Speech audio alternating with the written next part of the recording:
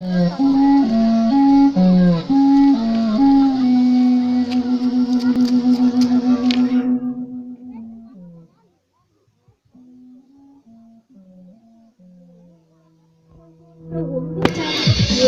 người biết lịch sử nguồn cội ở bản thân mình. Không có nguồn cội như nhà không có nóc, chỉ như con chiên con sóc ở trong rừng sâu, chỉ biết bay biết lượn không biết lối, không biết quay trở về. Nếu mình quên đi nguồn cội thì chỉ như loài vật.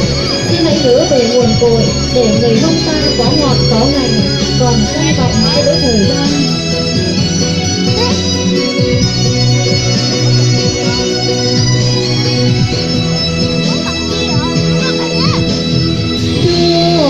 subscribe cho kênh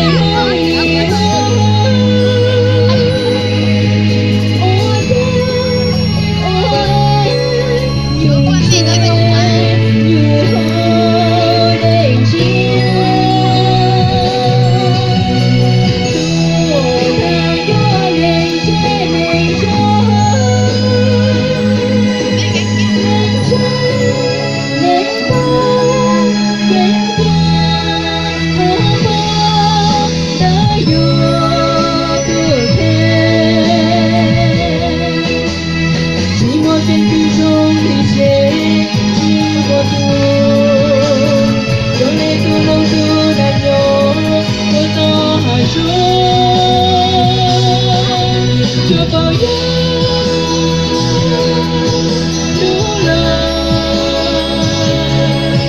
để không bỏ lỡ